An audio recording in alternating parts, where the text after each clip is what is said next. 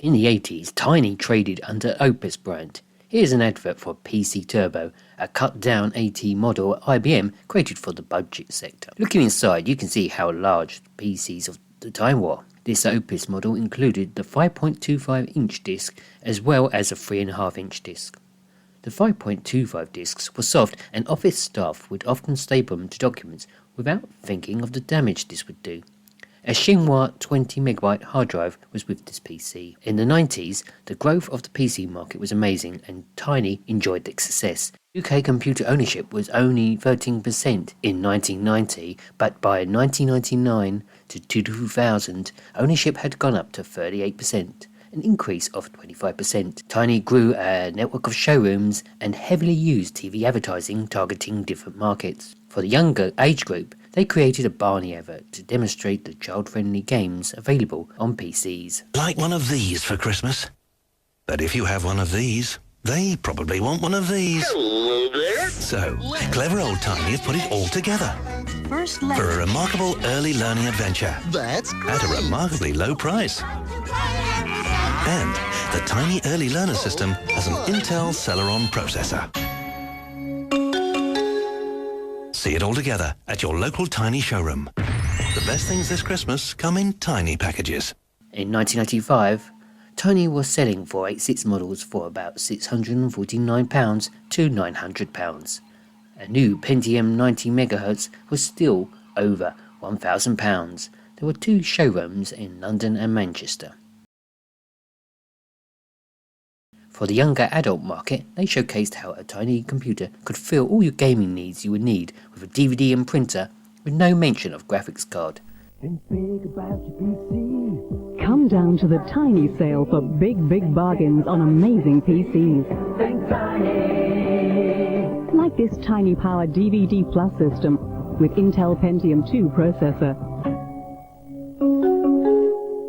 It includes scanner and printer and brings games, films and hi-fi to life like never before. DVD. Intense. Not quite sure how the scanner or printer fitted in with the gaming equation. In 1996, a Pentium 100MHz system with a big bundle including printer was selling for £1,115. By this time, Tiny had 15 showrooms across the country, including locations in Birmingham, Bristol, Chelmsford, Croydon, Glasgow, Kingston, Leeds, London, Manchester, Newcastle, Nottingham, Reading, Watford, Sheffield and Southampton. For the older market, they didn't quite do the Commodore 64 and suggest the PC would help grow your children's learning skills. Instead, they suggested you could knock up warped pictures of your grandma. Now here's a PC to snap up for Christmas. It comes with extra goodies, like this scanner, and this brilliant digital camera to take pictures without film, which you can alter and improve on the PC. And print out on the colour printer included. The Tiny Home Studio system has an Intel Pentium 2 processor. See it all together at your local Tiny showroom. The best things this Christmas come in tiny packages. In May 1998, Tiny Home Value Computer was reviewed as the Personal Computer magazine reviewing value range and only got 2 stars. For £849, you got a 233MHz Intel MMX processor, 3GB hard disk drive, an S3 Verge graphics, 16MB of RAM, and a 14-inch monitor. The main problem being was how untidy the interior was, with messy wires and a default 640x480 video mode. Quite a common colour used for the Tiny PCs was white, and after a while this didn't look so good, with the sun UV reacting with chemicals in the plastic. In October 1998, the Tiny Home Plus was updated with the new Mendocino processor. This was the code name for the higher performance Celeron, with 128KB of onboard level 2 cache.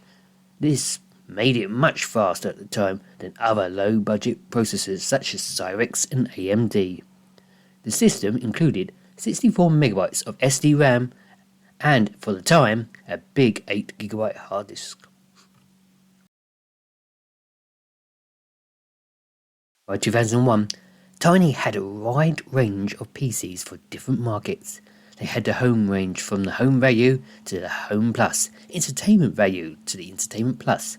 For the performance market, they offered the performance value to the performance pro. For the laptop options, they offered the MediaBook range. Tiny saw a new market in the home entertainment sector. They launched a Takomi brand entertainment system at the Ideal Home Exhibition Centre in March 2001. For a price range of £799 up to £5,999, you could purchase PCs up to full-blown 42-inch plasma systems for deluxe home entertainment experience. Trouble was, the market for the time this was small, and only 5% went for the full range experience. The only thing I noticed looking at the Takomi range was the lack of mention of processors involved, and the Pulse Life TV thing was most likely they just chucked in a TV card. Tiny MD Andrew Warwin said at the time, hasn't performed to what he wanted. We were a little bit early with this product. Tiny were making big plans for Takomi 2 and testing a model with families. They were making changes to being an Intel-only brand, and as an AMD chipset was used, the Takomi 2 would have featured a changed processor. In November 2001, Tiny announced big plans for expansion with 140 powerhouse showrooms and 450 jobs potential. They now had 18% of the computer market in the UK. It seemed on the outside things were real rosy for the future of Tiny computers. Truth was, however, Tiny may have been covering up the changing market. PC sales growth worldwide had gone from 1998 at 15%, 1999 at 21%. 2000 saw only 15% growth, with a very slow Q4. In 2002, Tiny Computers collapsed. Tiny Computers had a loss of 35 million in 2001 on sales of 200 million. They called in the administrators Grant Thornton. Despite the big plans, the company was hemorrhaging money left, right and centre. The slump in the European PC sales market after the dot-com bubble burst was as much as 40%. Most people now had bought themselves a PC to try out the web, and the internet hadn't quite taken over the world at the time. Time Computers came to the rescue and bought Tiny PC, which brought an end to the brand.